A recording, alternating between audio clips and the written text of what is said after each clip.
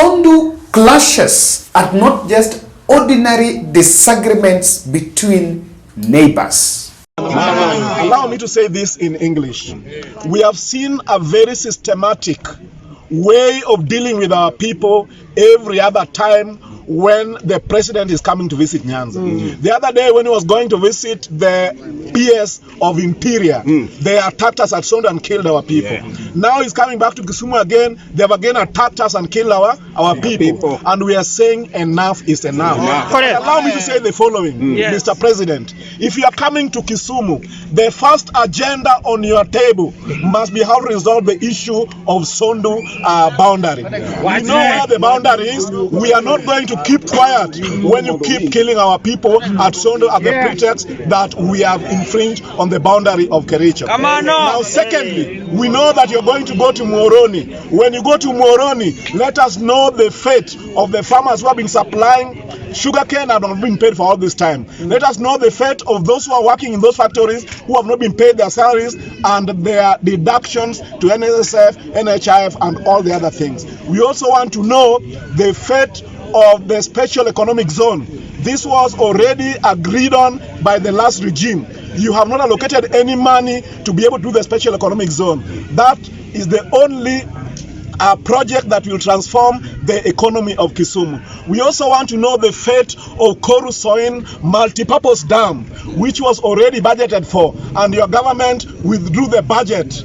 And now you are coming to give us a token in the name of a fish, I don't know which plant in Kabonyo Kanyagwal, costing only 2.5 billion, when you have removed billions and billions of shillings from the budget that was already allocated for the county of Kisumu and for the region. We want to know when you are resuming the construction of the Mamboleo for Tanan Road that was already allocated money. We also want to know what your plan is with the port, and we want to know also when you're going to bring the SGR to Kisumu so that Kisumu can connect to the port of Mombasa, so that the people of Kisumu, who are also Kenyans and who also give their taxes, can also get jobs and can live just like other Kenyans. And finally, Mr. President, we are tired. Mr. President, we are tired. I mean, we can't keep mourning our people. It is time that you come and have a look yourself. Yeah, you are busy taking policemen to Haiti, and yet in a very small space in Kenya, you cannot keep the security. Even that Haiti nonsense is misplaced, Mr. President. Yes. Correct. And what is worrying many analysts is the deafening silence from the powers that are supposed to act on this. That is Kisumu Deputy Governor Matthew Soweli speaking when he visited the place. Ladies and gentlemen, let us just paint the picture. In Kisumu, people, in Sondu, people have lost lives.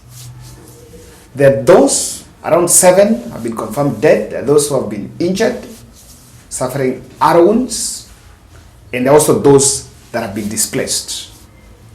But then, what I want us to look at is the silence of the team, the national government, on this matter. Kindly subscribe to our channel, and I am still reminding you about our October project. We are finishing the fundraiser tomorrow in the morning. Mwenda Mwiti Edwin Education.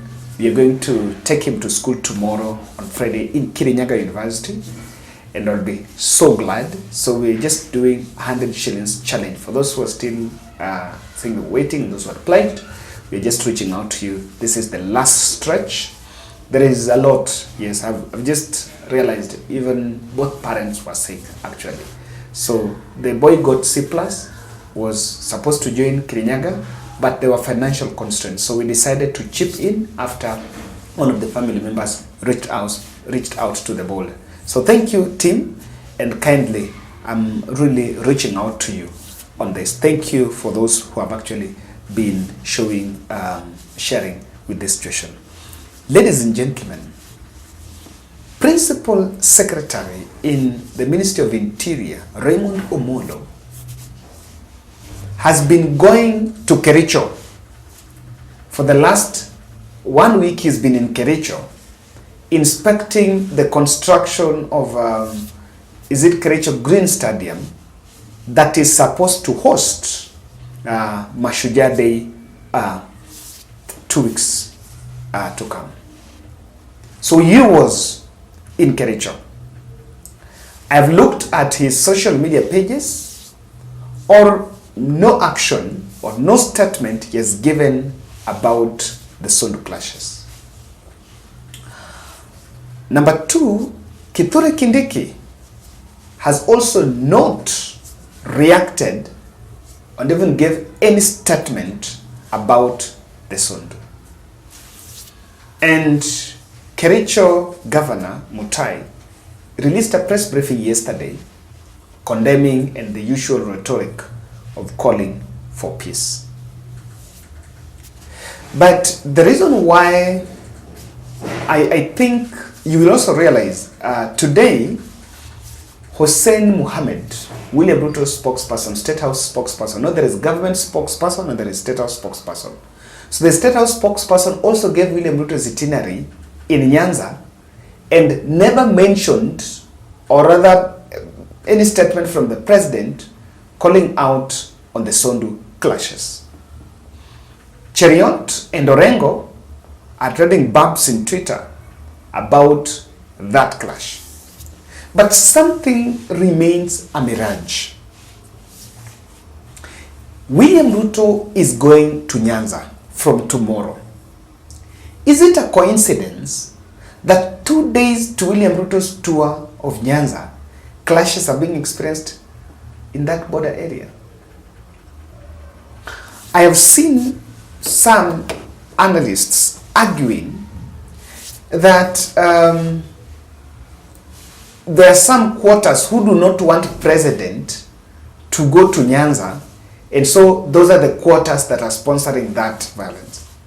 But I've looked at William Ruto's itinerary. William Ruto will be in Kisumu, and the closest he will be to that place is Koru. And then he will be in Homa Bay, then he will be in Siaya, then he will be in Migori. Those other places he's going to be. Why aren't there clashes there? And looking at what happened, let me just give you an anecdote. It started somehow, there was a Kalenjin guy, not a Kalenjin guy. There's some guy who crossed from the other side and was in Sondu, akaingia sijui bar, then he fell out with the bar attendant, and then a scuffle ensued. It started something as, that is what is being told. You want to tell me that one aspect can turn into a whole clash? No. There are some similarities. People are being displaced. And again, there is also some cattle rustling going on there. But this is not, even by the other time William Ruto was going to Homa Bay, this issue came up. Now, William Ruto is going to Nyanza, it is still coming up.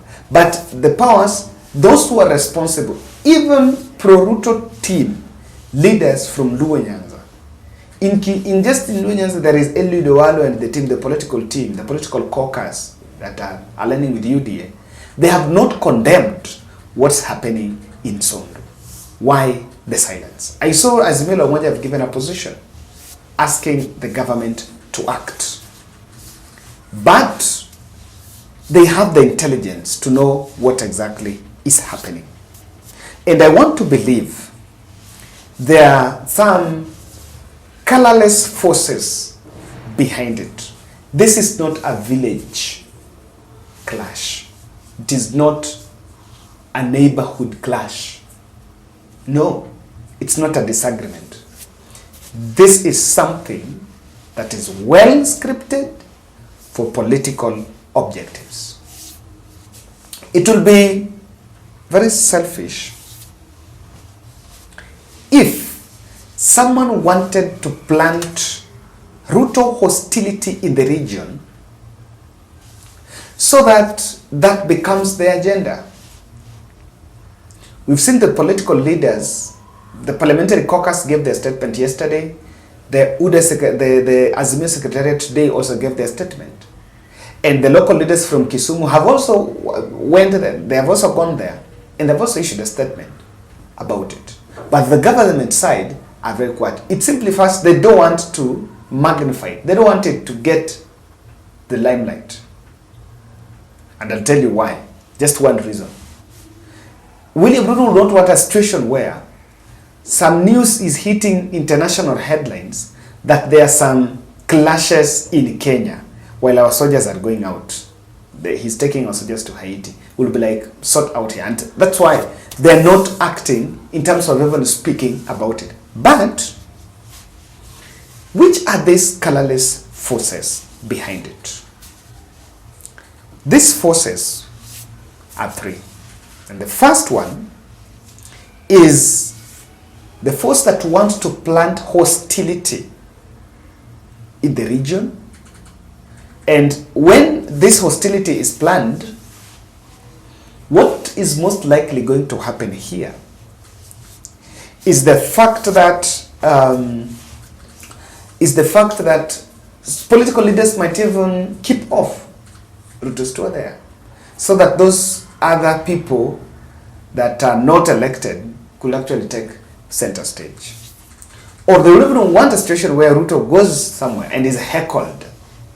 So when there is some heckling incidences, that will carry the day, and everything the president is going to do, the whole president's tour will be narrowed down to that hostility incident. Number two,